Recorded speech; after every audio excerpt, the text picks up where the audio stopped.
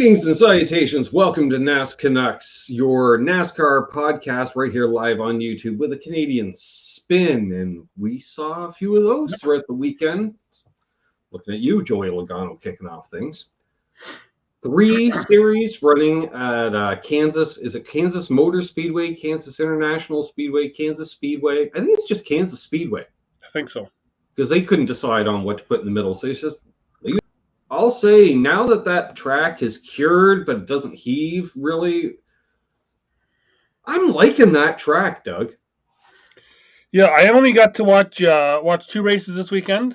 The ARCA race did not want to stay on my TV. Oh, yeah, I happened to catch the replay. I recorded at 4:30 in the morning on Sunday, apparently. Oh, okay. I heard about a certain interview. Yes. Oh, I just heard about it. Didn't listen to it or hear it. I just heard about it. And when it starts with a camera or with the mic clearly held out here, do you want to do it? And he's like, yeah, okay, let's do it. And they're like, okay, we're here. I'm like, oh. And then the leaders take each other out. Well, that was the interview followed after that incident, before the drivers had been towed in. So what we'll talk about is kicking off the weekend. Keith Campbell, Terry's 3Gs, and Charles 75N. We had we had a practice qualifying for the trucks, which Stuart Friesen spent the night in LaGuardia, and then he made it as close. He got to O'Hare in Chicago for practice. And his crew chief went, hey, what's up, Bubba? What are you up to? He's like, not much. He's like, you want to shake down Friesen's truck? He's like, sure, because Bubba just loves to drive. So they threw his insert in the way modern seats are, It's kind of, they mount the seat wherever it is, and you just get, how thick a pad do you need, to reach the pedals. So he had practiced the car or the truck. And then we got into they qualified, and that was all that, and sure. And then we get into the ARCA race, which was a stellar field of upwards of 19 cars. Oh, big field. Yeah. However, they have all the contingency sponsors that the NASCAR teams no longer have. So they got that going. A lot of, if they do throwbacks, Doug, you can't tell because they're just white cars, sometimes with a stripe, sometimes not, So, they're going in, and we had running up front was Drew Dollar, I believe. Yes, Drew Dollar. And Buddy was running the truck race as well. Corey Heim. Corey Heim. Yeah, Corey Heim, who I believe was running in that race for Venturini Motorsports. I think so. Yes. Which my first shot was, wow. Billy doesn't look young anymore. He's kind of snowed over like yourself, I've noticed. Same haircut. He's got that same little spiky haircut he's had for 20 years, but it's just white. Like, oh, okay. And then I realized, I haven't kind of watched the ARCA series in a few years, to the point where you see them. You just knew they were still involved. Yep. And so, Drew Dollar kind of went on the inside to make a move, and he washed up a bit. It's not like he just took out the other car, but, it was a racing deal, but a mistake too. It was a both. Well, and from what I remember, that's not the first time those two have got together while in the lead. Well, that leads us into the interview where we have, and by the way, Jamie Little, oh my God, she's since that year and a half in it, like she's calling great races. It was her, Phil Parsons, and Austin Cindric in the booth. Okay. Did a pretty good job. He's done a lot of the ARCA races. Yeah. And you know what? For coming to the guy, let's be honest. We know his dad sent him everywhere to learn how to race. Like, the man has raced around the world. So that's and it's helped. Like, I think he did something like Coda truck race or something like that. And he's like, oh, yeah, when I ran in Italy, blah, blah, blah. You're like, well, fuck, I didn't think that would come up in conversation, but sure. That sounded good. I was entertained. I hate yes still, but hey, thanks. Dollar into Heim, and so then they go into the pits, and there's, I can't remember her name, and she's like, do you want to do it? And he's like, all right, fine, I'll do it. And that's still it's another Jamie. I believe so. Jamie Lasco? Could be. Okay. Hey, so, Billy's like, yeah, I'll do it. All right. And he's like, first he wrecked all our shit when he drove for us, and now he doesn't drive for us, and he still wrecks our shit. And they're just like, well, there's that. That just happened, and there was no bleeping, and there was no apology by the broadcaster. I'm like, did you not? Apparently shit's okay, I guess, on a Saturday afternoon in the U.S. Like, we expect it on Canadian TV, but I was like, well, that happened. And there was an awkward pause, looking for a follow-up, and he says, I can't drive. Oh, actually, he said, hell of a nice guy. I'm sure he could do other things well in life. He just shouldn't drive a race car. He could do lots of things in life, and I'm sure he would do well at it. And I'm just like, oh my God, we all want to say this. Billy, you're going to... How he wasn't called to the hauler, I don't know. I assume ARCA doesn't have a hauler. I assume it's an open axle, dual open trailer. Probably, yeah. You just sit on the fender, I don't know. So, and then because they're friends, the two of them, and Drew Dollar was first, or I think he was the first one, or maybe it doesn't matter. But both of them were like, yeah, it was kind of a racing deal, and he's like, I'll talk to we'll talk, and we'll and the drivers were, it happened. Like, what the fuck? It's an ARCA race. You kind of expect it. Inside you got a 50-50 chance he's going to wash out over driving the thing and taking you out. That's why it's developmental series. Yes. Some people would say they're developmentally challenged in that series. I will be seeing them in 9 days. Mm-hmm. Yes. So goes on, and then Sanchez took over, and he's just like, well, I guess I'll just win the race. And that was all right. He's actually been really good in that series. Yeah, he has. He has. Like I said, I didn't get to watch it. So did they cut to his mother in the stands? His family in the stands? Maybe. I don't remember. She's there every race, and like his whole family's got like a full row taken up. Right. Yeah, that's the cool thing. They actually sit in the stands. Yeah. So, they're not all with their VIP passes. No. Well, I'm the driver's mom. So? Yeah. We got it from here. We don't need you. Are you going to score for them? Because at least some of the moms still score for their sons. Because, hey, I used to score for the husband. Now I score for the boy. That's what I do. And they got the clipboard. And like, that's all electronic now, right? I need to do this. Like Kim Burton needs to do that. Yes. Otherwise, she'd be right with you, pacing 50 miles every year. Yep. So, so that brings it to the truck race. Again, with Corey Heim, who is running the 51 truck all the races that Kyle doesn't run it for KBM. Yeah. I didn't know that until they mentioned that. Fun fact, when you watch Truck Series and ARCA back-to-back and a guy runs in both of them with competitive equipment, they kind of talk about him a bit. So that's nice. And I got to know him a bit more. I was like, okay, he's that guy. But then they take their helmet off, and they look like they're 16, and they have short blonde hair, and they all talk nice. And I'm like, I don't know who you are. Yeah. Could be John Hunter Nemechek. Could be the Gibbs kid. I don't know. You all look the same to me. Mm-hmm. You're all 5'2", blonde hair. Yep. Yeah, Kim Burton on the box is the best show, too. I agree, Keith. Entertaining us for 30 years on the pit box. So, then we get into the truck race. Stuart Friesen was able to make it.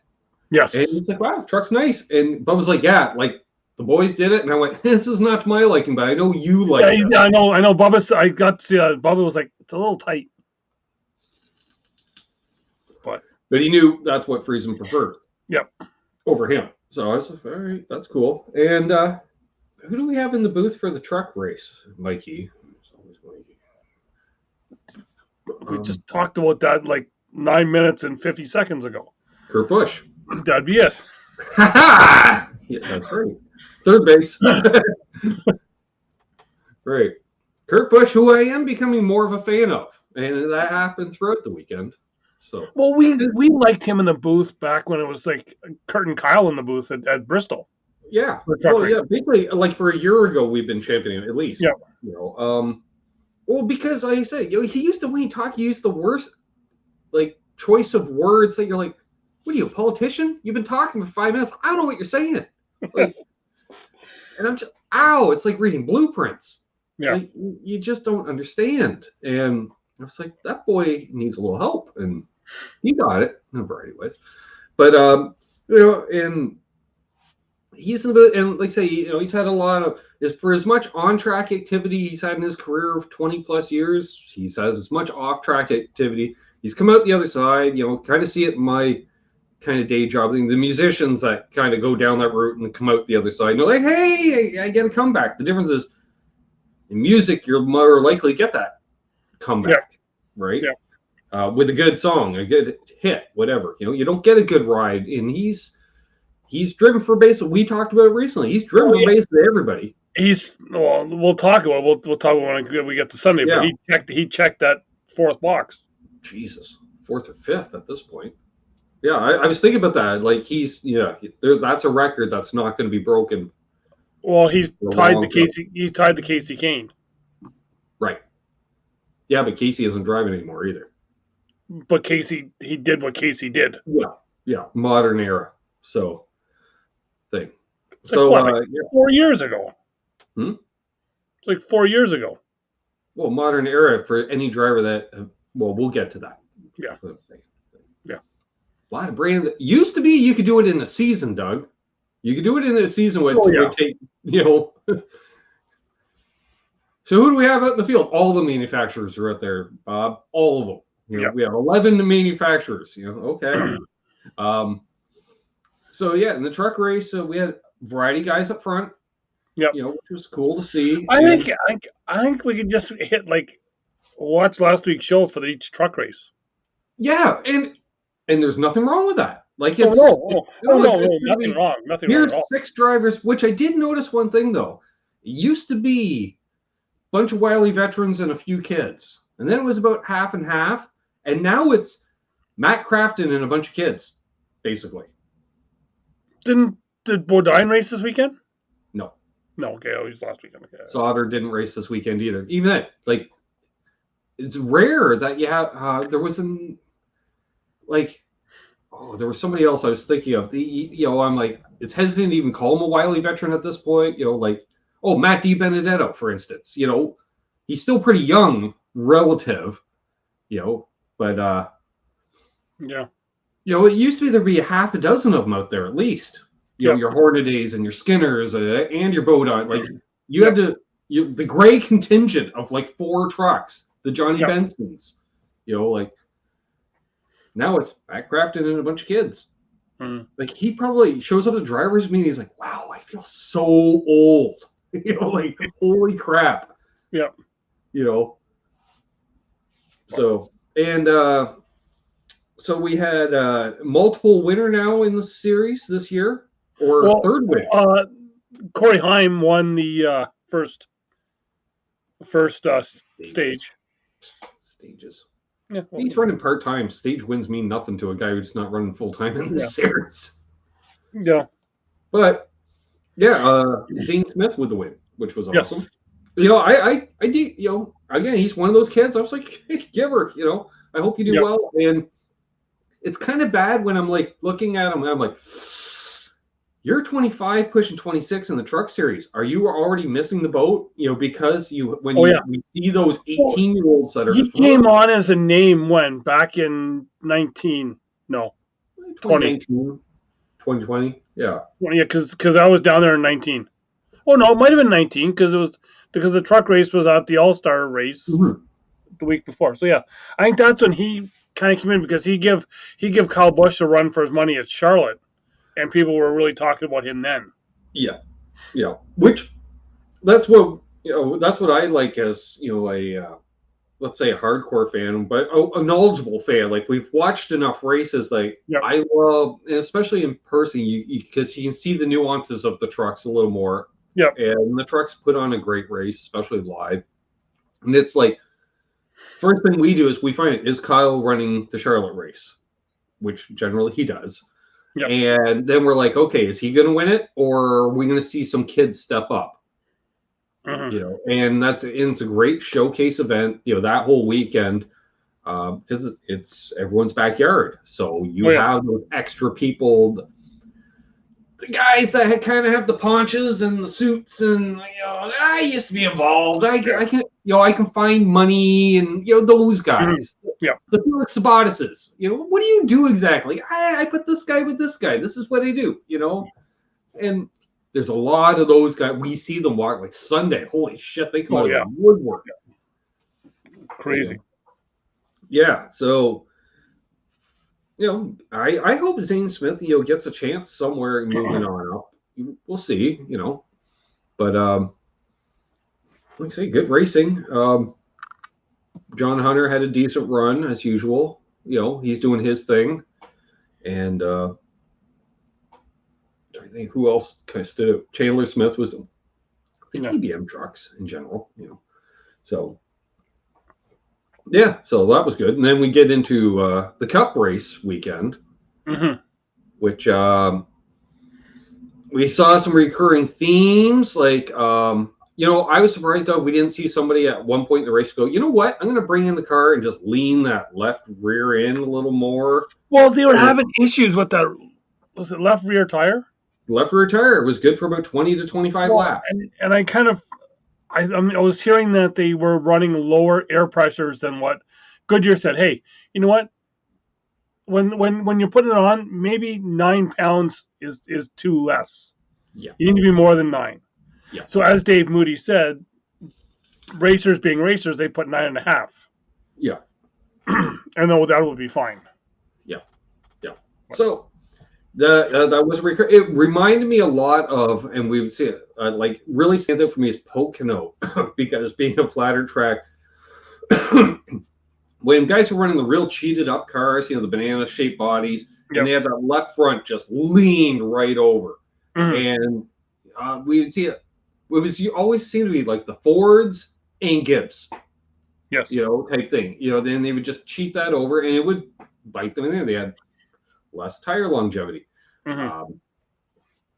We had some issues with some loose wheels that were caught in the nick of time. Nobody had to hop on a windshield this week, but you'd be like, "Hey, bring it back, bring it back." You're like, oh, yeah, I don't want to miss you for a month. We didn't have any wheels come off. Yes, we did. Oh, do we? Yeah, that's why Trent Owens is taking 4 weeks off starting this weekend. Okay. Justin Haley for the second time this year. Yes. Okay. Yes, the 31. Yes. Because somebody. And then, as we were talking off there a bit, my God, for once, Doug, no, for once, the 43 is competitive on a weekly basis. Yeah. Holy shit, we might get to see finally number 200 and King Richard can die in peace. Like, I swear he's hanging on for it. Yep. And it's just been shit luck after shit luck. However, I've seen a trend this year of shit luck, and then Chickaboo wins a race. Yep. And then shit luck, and then somebody else that we'll talk about in a little while wins a race. Eric Jones might be winning the All-Star race or something. It'll probably be the freaking All-Star race, so it doesn't count. Yeah. Something stupid like that. Yeah. But his left or his right rear did not want to come off. Somebody found the crazy glue. It was like, I ain't getting suspended for 4 races. I'm crazy gluing that MFR on. Do not glue the lugs on anymore. No. You don't do it. So that brings me to, and I think, honestly, it might have been an interview with Trent Owens last week. I watched MRN does Crew Call. I don't know if you're familiar with it, Doug. Kind of, yeah. The one pit road reporter, he looks like me. He's got long hair, except he's built like you. I can't remember, real baritone voice, which aren't they all? I think he's an MRN guy. MRN guy, yeah, he is. And so he does Crew Call. It's him and was it Todd Gordon, who used to be Logano's? I think so. Yeah. Now it's kind of starting to ramp up. He's kind of out of the sport, and he's not afraid. Sometimes he's a Penske fanboy, but other times, whatever. But they were talking with Trent Owens, and an issue with the center lug and the way the wheels are indexed. You really need to have the car level to properly index the wheel on. Mm-hmm. And especially because naturally you're keeping that wheel level. Yep. The problem is with the way we jack the cars, which is from the 60s or the 50s or whatever, when they invented the hydraulic jack, were up on an angle. So it doesn't. And with 5 lugs, it was okay. So you only had to hit one and the wheel would kind of find the hub, more often than not. That's not happening because these have to be indexed properly.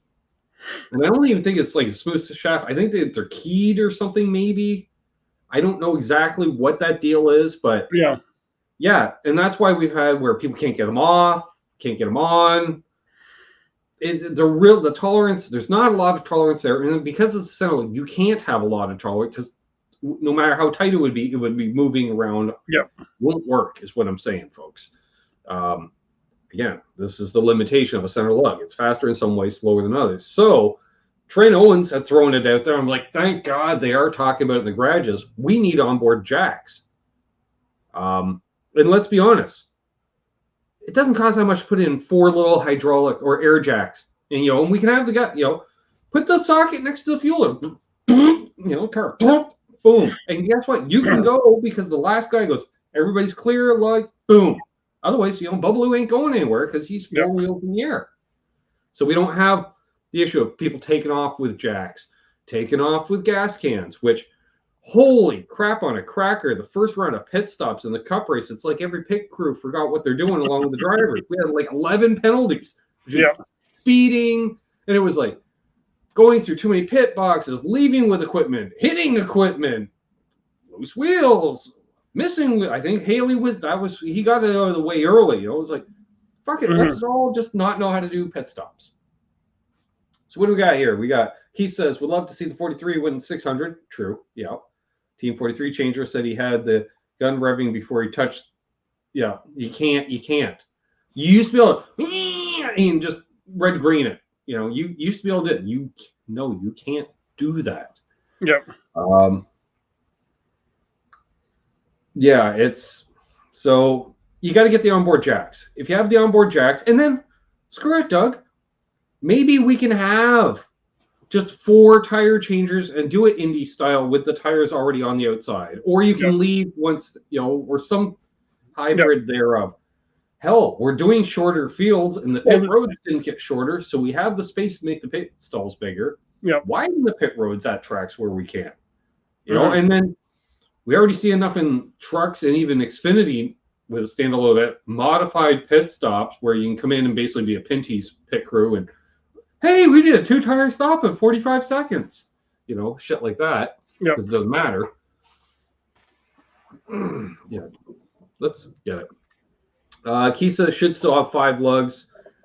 I'm fine with the center lug. It's been used in sports cars. It's been used in Indy cars for decades. And the way I look at these cars that we're running out, these are GT cars. These are not stock cars. Yeah, no. They're more kindred to a Grand Am car, which I'm okay with because I've always been a fan of. And I looked at Grand Am cars going, holy crap, those things are way more stock than a stock car. If you look at them, they're basically modified street cars. And still to this day in the professional ranks. Now they're factory race cars, but still they're race cars. But again, onboard jacks, they can afford them, and we know the purses in IMSA is a hell of a lot smaller than the purse. Well, I assume the purses in NASCAR, although they've been hiding the purses in NASCAR for the last 6 years or more. We don't know. All we know is the All-Star race apparently pays $1 million to win. How is Dale Jr. supposed to do Ken Squires? And he can't do the, with the opening shot coming in from the Goodyear blimp with a purse of $4.3 million spread out amongst 38 drivers starting today's race, something like that. I always like that. That was cool. So, we're getting in racing. We had issues with just roulette. Who's going to, because it was anybody. It wasn't like the same cars were burning up left rears. No. It was like everybody learned their lesson and we're upping it by half a pound or more and getting away with the rest of the race. Everybody kind of learned the lesson after the first one. It was interesting to see which drivers can handle a left rear flat. Like your boy, Truex, he's like, I got a left rear flat. They're like, all right. And I'm like, screw it. It's the last lap. Just run her out. And he's like, all right, I can do that. And you know what? Whereas Chase Elliott, as soon as it goes, he does 14 donuts. Because he was like, I need a caution because I don't want to risk doing a green flag pit stop. I'll finish bad. And Daddy doesn't like it when I finish bad. And we'll talk about it later, but I think that's saved Truex. From having a really bad finish. Yeah. So he didn't lose a lap, didn't do anything. He lost a lap, but he got it right back. It was like he lost it in that process, but it was the end of the stage, and he got the lucky dog. It was one of those deals, like, I think. Yeah, it was something like, I think just before he crossed the start-finish line is when the leader basically lapped him to finish it. Because all of a sudden, I'm like, why is he staying out? They're like, well, it's the last lap. And I'm like, that's a lot of damage to do another full lap. And then, boom, the leader goes by, and they're like, and then all of a sudden the graphics change. I went, oh. Mm-hmm. I don't know who called that. Oh, and that was something else I want to mention. I got another rant, Keith. Keith loves my rants. Fucking spotters. We know you're a bunch of failed drivers, and it blatantly shows when Kyle Larson's spotter at the other, 45 got India. And Larson immediately shut him down and goes, no, he didn't. And I've heard that so many times by spotters, and especially idiots like TJ Majors. Oh, and they're just stirring up the drama to get their drivers fired up. Yeah. So what happened? Larson has that in his head. Did he hit me? Didn't he hit? Oh, yeah, he hit us. Right. So what's he going to do? He's going to take out the 45, enraged thinking payback. Yeah. Like, I don't know. The 22? How much of that was a spotter in his ear? Get him back, Joey. Get him back. Shut up, spotters. You're there. Your real job is to look ahead by half a lap to see if there's a car spun out as a possible caution. That's what spotters are there for. You're not a driver coach. I get it in restrictor plate races. I don't agree with it, especially now that you got the mirrors and the cameras and everything else. We don't even talk about the cameras anymore. That's a no issue. Oh, yeah, exactly, yeah. But soon as I thought it was odd when I saw an in-car during the ARCA race and they got the full digital dash that even the Xfinity cars don't have because it's all old Cup cars from last year. So, we had that. Doug watches door bumper clear. I don't give those guys a second of my time. I can't stand those guys. Oh, you used to like Brett. Used to. Well, used to. Anyway, he's another shit disturber too. Yeah. No. You don't need that shit. Yeah. It's okay to be, talking away, for that hour red flag while they clear up the cable. That's okay. Yeah. But, and I will say, and I said it off, Jamie Mack in the booth was pretty damn good. For a guy that we don't like all that much. Exactly. And I did like the fact that, he was talking about, I think it was Tyler Reddick, and he's like, his crew chief or whatever, calls him Shorty, and he's like, yeah, when he was my engineer, he called me Shorty. Maybe it's the fact we're both 5'0". It could be. How about when Reddick hit the wall that one time? Like, how much trash did you pick up? He almost had the front grill had a wrap on it. Well, and the fact that it made the car undrivable, because then you pitch in the car, it's like, whoa, she's a little loose now. Yeah. We ain't even going to go into TJ. Not at all. I thought he was okay by reputation, according to Dale Jr. I figured, he's, worked with Dale. It can't be that bad. No thanks. Anyways, yeah. So, I guess we'll say it. These composite bodies can take a beating. Ask Kyle Larson. Well, yeah. 6? Something like that, yeah. At least 6. I think that we lost count. They stopped covering the count at 6 full-on Darlington stripes, and then some, because a few of them were good hits. Oh, yeah. Kevin Harvick was, again, the weekly awards, the senior moment of the week award, where he decided to up into third. Nope. Back to third, back to fourth, back to fifth. Yeah. And Jamie tried to finish. Like, there is a bump over there, but how do you spin out? And Clint's like, I don't know. Cold tires? I don't know. And then they said maybe he pulled a Denny and shifted the wrong way. And turns out that's what he did. But he did, yeah. The motor didn't calf or training didn't calf. Like, he didn't wreck the drive line, like, which is good. But other than that, yeah, we had, I thought it was, with the amount of tire issues, like, it was something I can do when we used to have, like 3 guys are going to blow tires. We're going to have 2 blow motors, like issues. So we don't have to create phantom cautions because there was actual issues. But it was good to watch. Truex drove from the back to the front. Bubba Wallace did it a couple times. But didn't he pass like 77 cars under green flag or something crazy? Something like that. Yeah, he tried all the positions. We're like, it's not a restrictor plate race, Bubba. You don't need to fall to the back and come back up through the pack.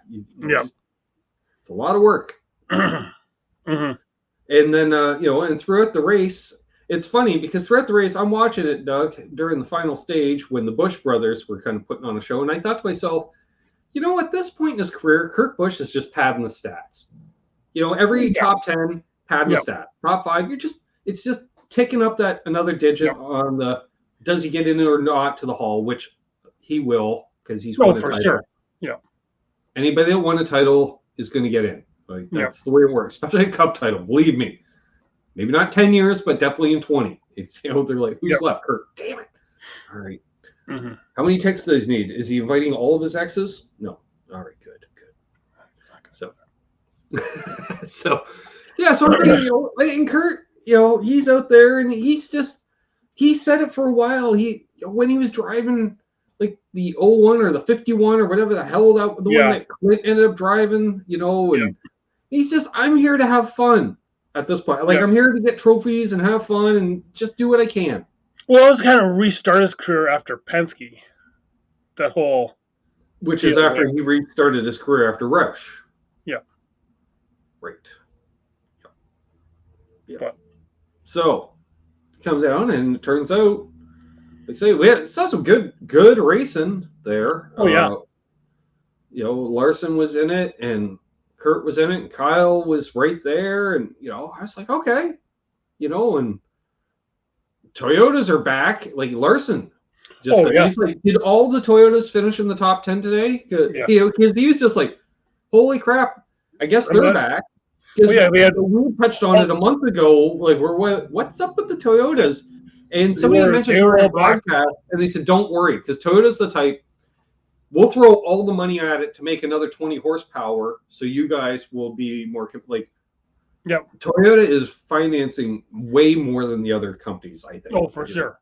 For sure. Especially per car, because they have a smaller footprint. But I think they are kind of outspending because they got a little behind somehow. I don't know how. Yeah, the H. Scott days. Yeah, that's what I was talking about. For me, it was good to see all 6 Toyotas in the top 10. Because Bubba did make it in the top 10 there right at the end. Yeah. I'm a fan of the 2311 team or whatever they're called. Yeah, 2311. Because like I've known about Bubba for 10 years. Like when he was running the K&N East series, I remember because Speed was showing those races and he was, him and Trevor Bain were running for DEI, I think it was. Yes. And I remember one of the first conversations I had with our friend TJ was, he goes, have you seen this kid, Bubba Wallace? He goes, oh, you got to hear about this driver, Bubba Wallace. I said, yeah, I've heard of him. How? It's a little regional series, and y'all are from Canada. Yeah, but they show it on TV, the same place you see it. Speed. Yeah, got a T-shirt. And he says, yeah, keep an eye on him. And I went, yeah. He goes, and he's black. I'm like, doesn't matter. He's like, I know, but it's cool. I'm like, I know, it is kind of cool. He goes, it's really messing with some of the rednecks around here. I'm like, I bet it does. He's driving for Earnhardt, too. He goes, I know, it's great. But we'll get back on the Kurt Busch in a moment. But my big story for the weekend, that whoever does the barbecue in turn 1 finally learned how to barbecue. Because this is like the first time in like 6 years that we haven't had a fire caution because the smoke was coming out of turn 1. Yeah. Well, they didn't renew that guy. That's the thing about hey, maybe they got a fire extinguisher at there. Well, no, what I think it is, you know, with COVID having a whole season where they weren't allowed to have fans at the tracks and stuff, you know, you call up your person and those sites, you can't get those anymore. No, those are now, you know, you can't. However, we have this spot over here for you, and it's bigger, and, you know, we'll hook you up because, you know, you've been coming. Yeah. You know, everyone is aware of you at the track. Believe me, everyone knows when you show up. You know, you're a staple of the weekend. Oh, okay. And then he noticed, I'm downwind now of the track. They took me out of 1 and put me in 3. Yes. It's a nicer spot, but all right, you know, and I think that's what happened. They moved him out to turn 3. Maybe. And so, Kurt Busch wins in the 45 for the first time since 1969. No. Oh, 68. You're wrong. No.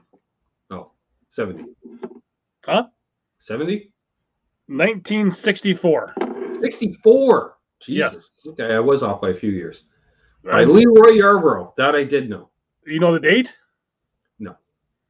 Saturday, May 30th, 1964. Now the track. It was not the Coke 600. It was World not. 600. No. Oh, Saturday night. Well, it's probably something like Raleigh or something. I don't know.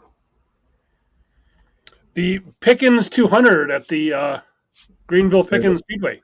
Well, see, that would make sense because I think the 600 may or may not have been run on the Monday at that time. Yes. Or the Sunday. Yes. Yeah, you run Greenville Saturday, you run Charlotte the next night. Yeah, you know, sure. Yep. A lot of one-day events back in those days. Yes. And the other thing was the Petty family was actually really happy that Kurt won. I know Richard said that, you know, that Austin gave him another great-granddaughter, which is Kyle's son, because it was the weekend where the anniversary, 22nd anniversary of Adam's passing, and then to get the 45 back in victory lane, which was Adam's number. So, you know, and it's kind of nice how the NASCAR schedule has, like, move a race by a week, just so the families don't have to go back to the damn track on the weekend, you know, because I think the difference of a week would mean a lot. Because you don't have that chance of it happening on the day, you know. Yep. So, you know, because like we know for years, Hendrick did not travel to Martinsville after the plane crash. For years. It was a long time before they ever made that track. So, you know, it's kind of nice, like, to move on in that way. Now, I don't know if I mentioned on air or off, but again, I love when Kansas that was a good race. It was putting on good racing. 4 wide. Oh, yeah. 4 wide. It was funny. Wait here. 4 wide, tight. I think the tight is implied, Doug. You don't need to say tight. It's not 4 wide loose. We can do a Nashville thing in a moment. Sure. Yeah, you know, I liked it how, because he had the in-car camera, you know, someone with a microphone in there. I was like, dude, guys, don't swear. Don't swear. Yeah. Hey, there's a mic. I don't know if you guys noticed there's a mic, right? Yeah. And we heard a little bit, and it was kind of, the line for me was when Kyle walked up, and immediately it was either him or Denny, and I can't remember which, because Denny was a little stunned for a sec. You know, it was like, because he's not used to this. And I'm thinking it must be feeling like a parent watching their kid achieve. Probably a similar feeling, I would imagine. Well, they even had that with Denny during the race, where he wanted to know what happened with one of the cars, and what's his name, the crew chief, I just lost his name for a minute. It was like, hey, we're driving the 11. We're not worrying about the 45 or the 23. Exactly. We're worrying about the 11. Yeah, and so but the line was, so whose plane are you riding home in? Because ironically, both Denny and Kyle have planes that probably a quarter of the drivers probably fly on between the two of them. Because last time Kurt won a race, Kyle left them. Things are different now. Yeah. Things are different. And so apparently he was going to fly home on the boss's plane, because Kyle, it was funny, because Kyle went, all right, he's with you. And he turned around and walked away, because Kyle's thinking, what? Why is he going to fly home on the boss's plane? And Denny was like, oh, yeah, he's with you. And he turned around and walked away, because Kyle went, all right, he's with you. And he turned around and walked away, because Kyle's thinking, if I can go get changed, I can be on my plane and out of here faster, because Denny's like, I got to do the hat dance. I'm a car owner, right? Yep. Michael's not here. Someone's got, Yep. That's fine. And Michael's probably like, on my way. I have my own plane. I can be there. Believe me. Just take, So I'm sure that was a party on that plane on the way back to Charlotte. For sure. So, that's all, and I was, like I say, it was kind of cool to see Denny kind of at a loss for words because he's like, I don't know how this is kind of cool. He's like, I didn't win anything, but they kind of won. It's a second win for them as well, too. Mm-hmm. First time that's not rain shortened, but still. Yeah, full-on legit win. And, I saw a tweet by Dale Jr. earlier today, and he just says, Kurt Busch makes bad teams good and can make a no team a contender or something like that. It's like, for sure. I was like, yeah, we know he's done it over and over. So like we said, he does. He checked that Toyota box, and now he does have Toyota, Chevy, Ford, and Dodge. Yep. Yeah, like say, you only had briefly, somebody could have run a Chevy and a Pontiac, a Dodge, and a Ford. Yeah. And I had to think about it for a second because I was like, wait a minute, he's been around long enough. Because remember, he's the only guy in the field who raced against Dale Earnhardt. Yes. Because he did a handful of races in 2000. I think his Rookie of the Year campaign was 2001. Yeah. I thought, Jesus, he might have run a Pontiac at one time too. One of those deals. So, checking the box. I was like, talk about padding the stats as soon as he said that. Because he was pretty quick about that too. He's like, well, I checked another box, and and his front stretch speech there when he was talking about his family at 2311, his family at home. He has his family at KBM and I thought about with the amount of involvement he is with Monster, I immediately hit me. I'm like, I think that is more Busch Motorsports as Kurt decided he wanted to do more racing. And let's be honest, there was a brief time where he lost all of his Cup stuff, and it was his brother. Well, I was just going to say together with Monster. Because I think we did see that show car at one of the gas stations in Charlotte. Yep. So, they're going to work. I noticed after the race. I hadn't noticed it before. The 45 pit crew. Yep. There's a lot of former Truex guys on that. Well, Doug, you do know that Gibbs does supply half the crew. I know that. Right? Yes, I know that. That. Yeah. I do know 2311 has their own shop. I like that. They're not just owners that show up, sort of like GMS, I think, is doing that with their Cup stuff. It's all prepared by Childress. It's on the campus, but I think they're in maybe one of those old buildings. Yep. That were just whatever building, R&D buildings or whatever before. They're on the campus. Because I know also, we know the old Geico, whatever they were. Yeah. They were right across the road, but they're by somebody else now. Yes. Like Colleague owns them or something like that. Yeah. I can't remember. So his Colleague has a somewhat alliance with, and I think they said they're up there at the campus.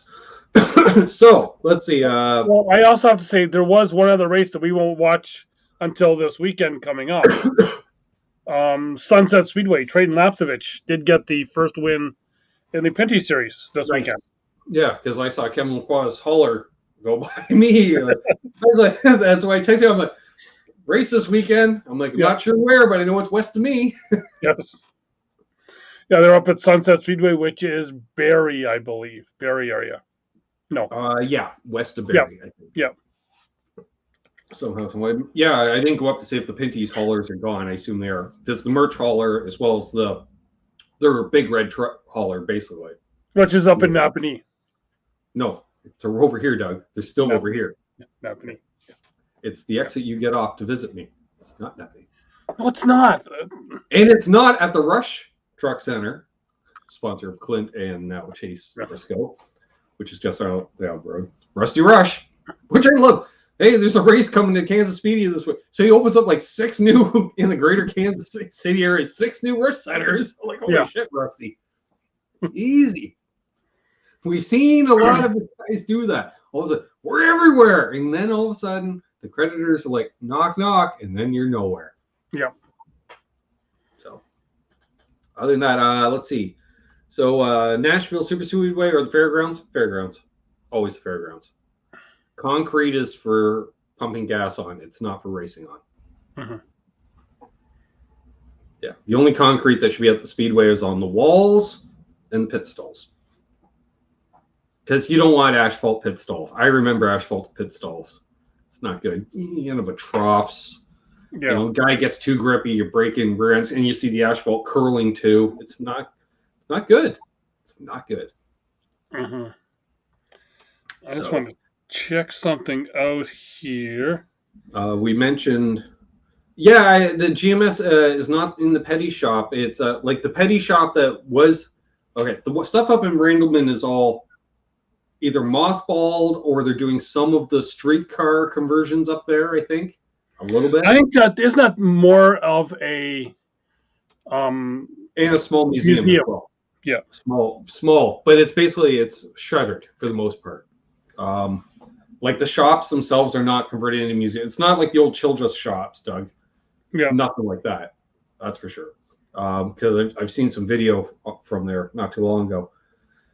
Then they had the place in the industrial park that was that in Mooresville, Doug, or was that the other industrial park that was not? No, that was in Mooresville. That was up from the Truex and Junior. Yeah, I couldn't remember if that industrial park, which makes sense. Yeah, pretty much. Fucking race shop that were there was definitely Mooresville. And even then, that was they have been buying prepared cars for a long time for the most part. I don't even know if they were hanging their own bodies in the last few years, to be honest with you. And now it's pretty much they get the stuff turnkey and they're just putting the vinyl wraps on them. And then probably, especially with the then again with the new cars, they might buy them turnkey and then just maintain them as needed. Unless it's really whacked and it has to go back on a jig of some kind. I don't know. I haven't had a chance to really tear into one, Doug. Like I don't even know if they have a subframes. I know how to build the previous generation stock car. Mm-hmm. You know, for the most part. Like really, I would need somebody that knows how to build one and tell them how to build it. But you know what I mean? Because it hasn't changed since the '60s. It's the same thing. It's just fancier looking graphics and bodies. That's all. Mm-hmm. It's the same shit they've been doing for decades. But now I don't know because I hear there's a lot of modular stuff. So just looking at that Sunset Speedway, looks like they had 20 cars. 1 car did not qualify, and half of them were Dodges. Oh yeah, we had 4 rookie drivers. Brandon Watson, who was on the pole. Never heard of him. Then again, I'm not really tight into the Ontario short track scene that I once was. Man, in the 90s. Anyway, I can tell you who was the top 10 in points at any given track for the most part. Rookie driver Glenn Stiers finished 19 of 20. I know that will upset you very much. Yeah. So, what else do we have? I think that. How long until they get the fairgrounds stand schedule? As soon as they get the money, basically. And there is going to be some stuff going on there. Well, they got to deal with that lady that's next door or whatever. Yeah. Well, no, but they're still running there. Like it's not like it's a completely shuttered racetrack as is, but. I think she's trying. I think she is trying. She's trying to get them to shutter it. Yeah. Well, and plus, as I recall, it's Speedway Motorsports that's looking after that, and they're now kind of looking at North Wilkesboro again and getting that. Yep. They've kind of moved their attention over to there until the contracts run out on the Nashville Big Track. Yep. Which, my God, somebody spent some money there. You don't all of a sudden get a cup date at a track that's never had a cup date, and has shuttered lower series. Like that track was dead. Like the Memphis track's still dead. And I'm okay with that. Concrete tracks, I don't like them. Rewind back 45 minutes ago. I don't know. Yeah, I don't like them. Yeah. Bristol should be asphalt. Dover should be asphalt.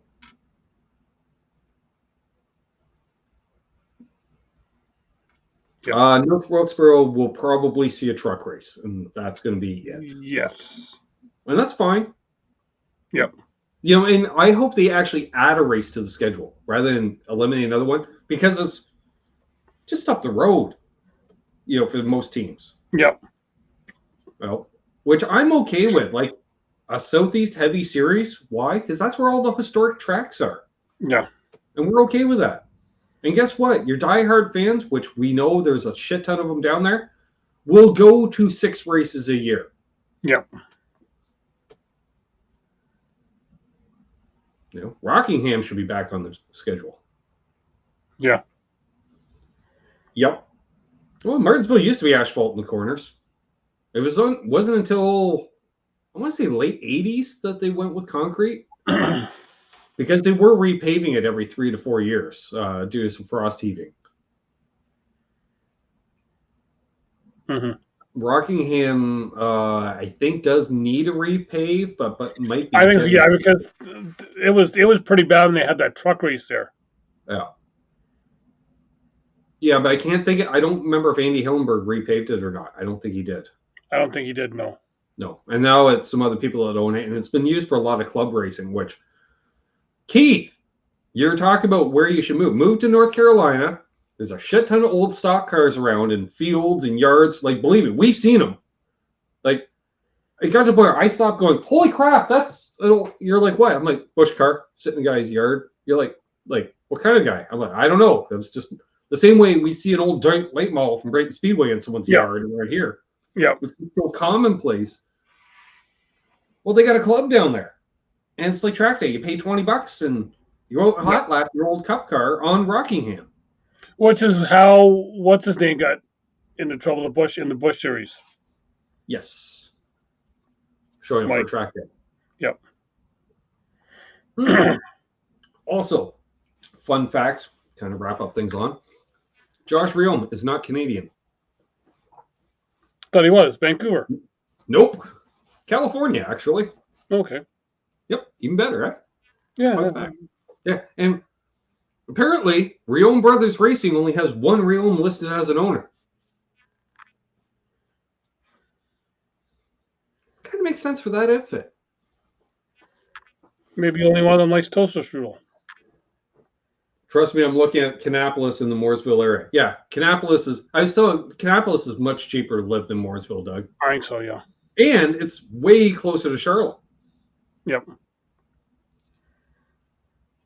So, and Kannapolis, nice little town. Like, we've driven there. It's still a little town. Like, and we've kind of just happened to come upon it a couple times as well. Yeah, I didn't realize it's 5 minutes up the road from the Speedway, basically. Yeah. Maybe 10. Like, it's not far at all. No. It was like, literally, we're headed back, and I remember it was last time. I think we were looking for Penske, and we just happened to Kannapolis. Well, not only that, but I remember like a few times we'd be headed back, and it'd be like we'd be going on GPS, and somebody in the vehicle would be like, "Are we almost at the track?" And it was like, "Yeah, we're like 5 miles away, or what? Like 5-10 minutes away." Oh, okay. And look, and now entering Kannapolis. I'm like, "Holy shit!" Okay. Well, how many times have we been like driving? Like, I know that horse farm. Wait, that's DEI. Yeah. Yeah, exactly. Which is right outside Kannapolis. Yeah. And it's literally you blink and you miss it. It's a small community. Yep. Like Harrisburg, or the fact, because you think like Concord, we've never really found the old downtown of Concord. There's Concord Mills, which is a bunch of big box stores, and then the Speedway. Like, it's almost like it's more municipality than anything else. Because then you're in Harrisburg, which is kind of that downtown area. Mm-hmm. I don't get it. I don't get it. Oh yeah, it's great, Keith. It's a nice area. Good food. Yeah. And like I say, you're half an hour, 40 minutes outside of Charlotte. So if you want to go into the city for some kind of event, you're not. It's not a huge trek, and you're out enough, and you're still pretty close to the interstates and stuff. Like the one interstate's like right there. Yeah, it sucks, but it's right there. We went to the race for a decade, and that road's been under construction the entire time. Yeah. Same spot too. I think it was the same stretch. It's like 10 minutes up the road at max. Yep.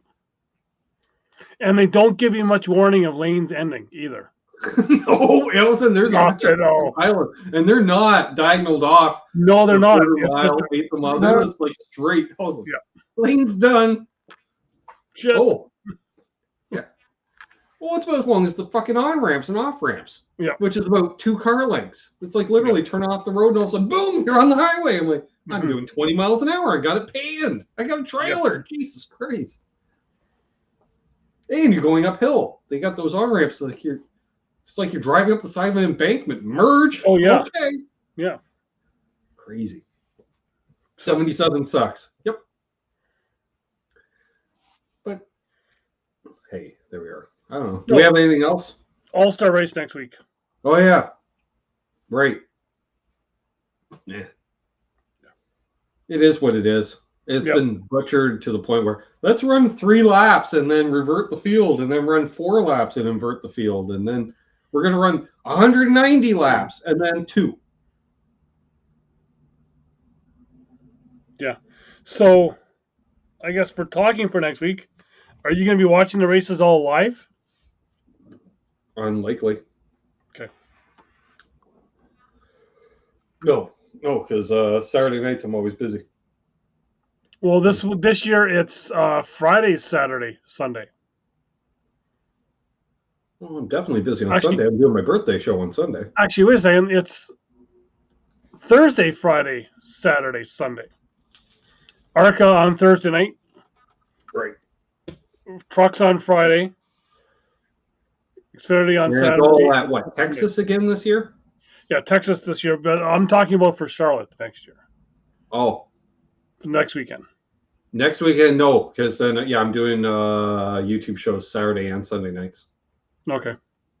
Memorial Day barbecue we're doing on Fruitcake Tony's channel. I said I like the sound of that because I've been to a few Memorial Day weekend. Maybe I will go live with you from a Memorial Day barbecue.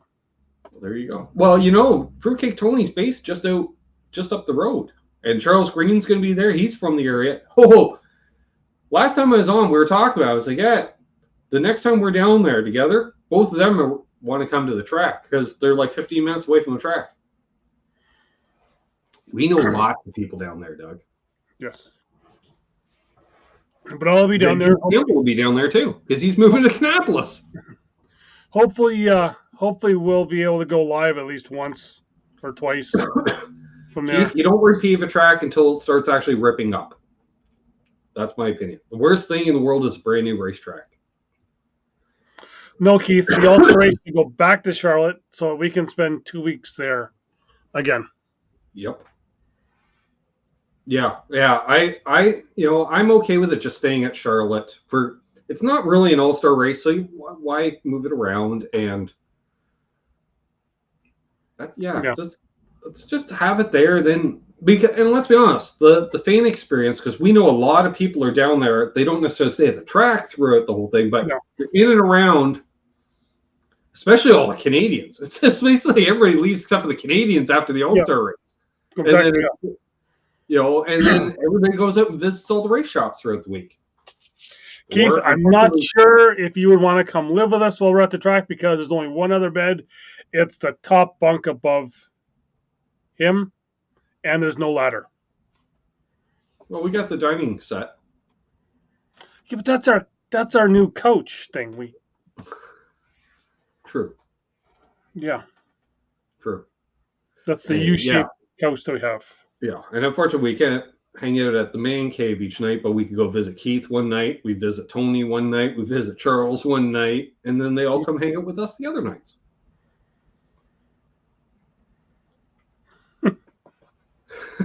He's 5'3". Yeah, he ain't taking the top bunk. Yeah. So. Yeah. Anything else? That's it. That's all I got.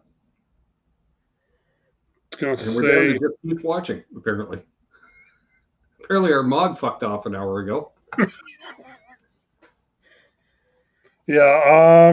Looks like Sunday at they'll be racing up by you, the eBay Motors 200 at the CTMP. Yep. It'll be Sunday 1:30. Yep. I actually looked at the Pinty schedule. There's not a race I'm going to this year. Good tickets still available. Actually, yeah. Well, go figure. You got 4 acres around the track, like in seating alone. Like it's a road course. And that's the only race that's really near me, and it's a road course. So it's like, I don't care. Next closest race, Toronto, downtown. Even less to see.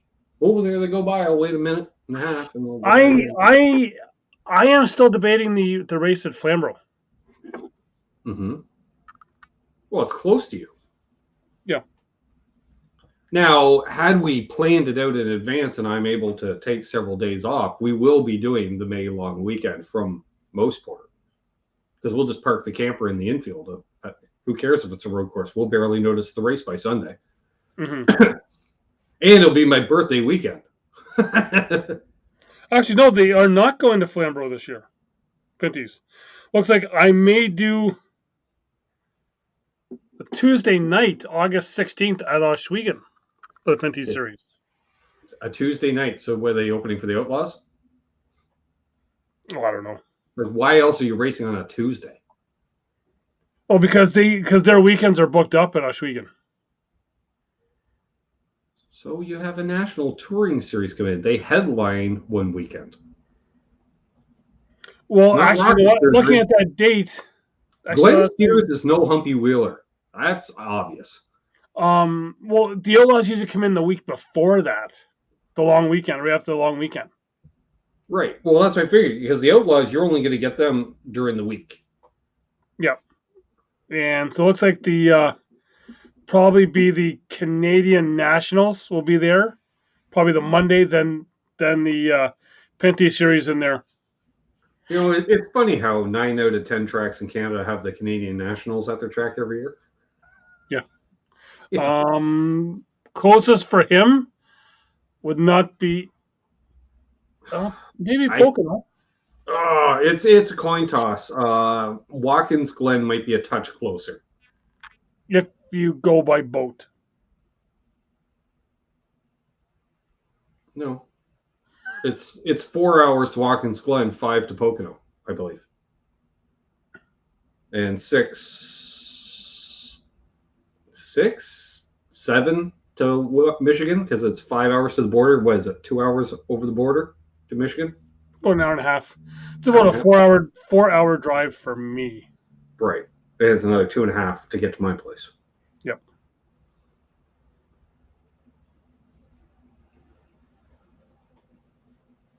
Yep. Yeah, I've had offers to go to New Hampshire. I've got offers to go to New Hampshire as well. Pocono, Watkins Glen, Michigan. Pocono, no. I'm going to just say no to Pocono because they are a bunch of idiots. Yeah. Well, and I was saying I had buddies that used to camp there every year. So I had a way in, Well, I tried to get tickets there. They didn't want to sell me tickets. Right. Actually, sorry, no. They wanted to sell me tickets. I wanted an infield camping spot. They said, we can sell you tickets. I was like, no, I want an infield camping spot. I don't need tickets. Yeah, I think my buddies camped outside the speedway anyway, so they didn't care. Yeah. I don't think they made it into the stands half the time. They were so fucking wrecked. Like, they started drinking as soon as across the border. They probably started drinking before they hit the border. Because they've been going down there since the 90s with a trailer. And their trailer looked like Marshall's trailer, except they were hauling it all the way to Pocono, Doug. I'm like, wow, you haul this all the way to Pocono? But it was great because, you go up to Fall Colors, Autumn Colors Classic there up at Peterborough, Thanksgiving weekend. You pull into the field, which is their parking lot, and they're like, oh, Jay's trailer's here. Awesome. And go up there, grab a pint. It was awesome. Nice. Full VIP. Nice. Could have had that at Michigan. Dover. I forgot about Dover, too. Yep. We've talked about Dover. We have. I'm not a big fan of the track. I remember 07, our choices with the guy who used to go to the races with, We're going to go to either Dover or Darlington. Mm-hmm. We picked Darlington, and then Truex got his first win at Dover. True. There we go. Well, we should probably wrap the. Wow, we've gone over an hour. Yes, we have. Wow. Okay. And we probably just have Keith. Yeah. There we are. Yep. Well, on that note, he's Doug. I'm Ben. This has been NasCanucks. Thanks, Keith, for tuning in. And our second mystery person, Doug knows who it is. See you next week, Marcus.